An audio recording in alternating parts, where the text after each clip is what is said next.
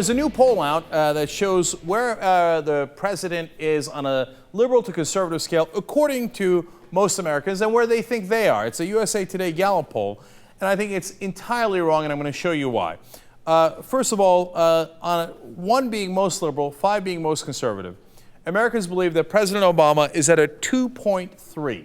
So they think that he is on the liberal side of the scale, as you can tell there. But when they ask them about their own ideology, Americans believe that they are at a 3.3. So they think that they are significantly more conservative than President Obama, and they think that they are significantly more conservative than the middle of the scale, obviously, right? Well, I think they're wrong on both counts. First of all, we've shown you dozens of polls on this program where the American people are clearly and overwhelmingly progressive. 84% say cut Social Security under no circumstances, even if it's to balance the budget. Over 70% say the same for Medicare. Over 80% say tax the rich more. None of these are conservative positions. None of them are Republican positions.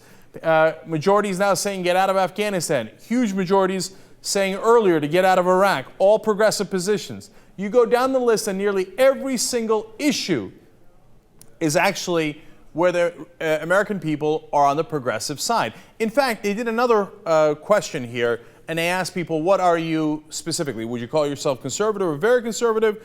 Actually, 42% say yes, that they would call themselves conservative. Only 19% say liberal or very liberal, and 37% say that they are moderate. Well, why is that? If on all these different issues that I listed, and I could list you 10 more, the American people clearly come out on the side of the progressives. For example, the public option in Washington was considered so liberal that they didn't even really give it a shot, and it was killed basically by Democrats like Ben Nelson, so-called independent Democrat like Joe Lieberman, and honestly President Obama, who never fought for it, and there's good reporting that he had struck a deal with some of the healthcare companies to kill it behind the scenes. So because it was way too liberal, right? But in reality, every poll showed a clear majority in favor of the public option, and most polls were in the 60s or 70s in favor of the public option. One poll even had it that most Republicans were in favor of the public option. So no, the country is progressive. So, but why do they answer conservative? Well, because of propaganda. Because they have heard over and over again the Rush Limbaughs, the Fox News channels, and then the mainstream media repeating it. Liberals, dirty word. Oh, radical liberal, liberals, oh, crazy, no, outside the fringe, not mainstream, not real Americans, no. And then so, of course, what do people say?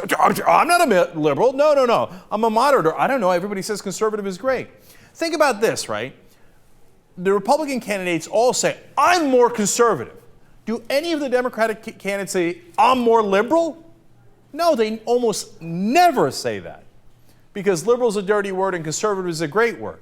In fact, oftentimes Democrats will go around saying how conservative they are.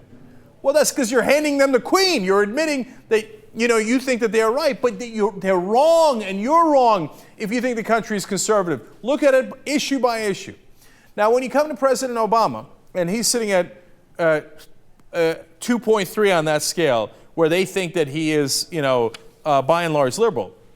Based on what? I don't know. I can give you, again, dozens of examples. I'll just list some right off the top of my head. National Defense Authorization Act, indefinite detention for U.S. citizens by the military without a trial inside the United States. President Obama is signing off on it. Apparently, he wanted it to be even stronger than that. Take away more of our civil liberties. He's been in favor of indefinite detention all along. He's in favor of warrantless wiretapping. He's in favor of executing U.S. citizens abroad without a trial.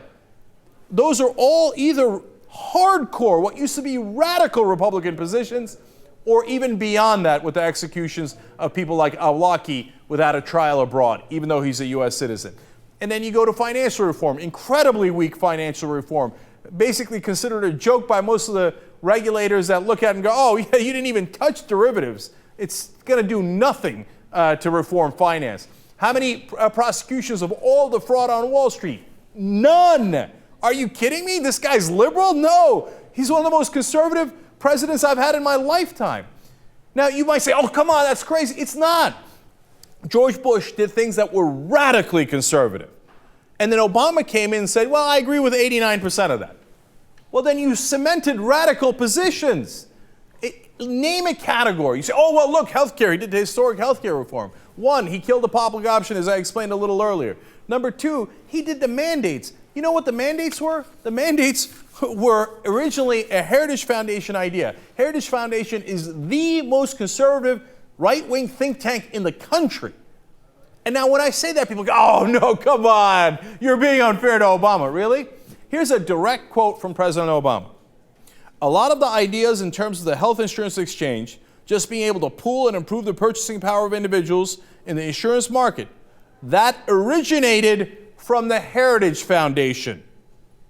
Not only does he acknowledge it, he brags about it. He's like, yeah. My ideas that I put into my historic healthcare reform were originally right-wing ideas from the Heritage Foundation.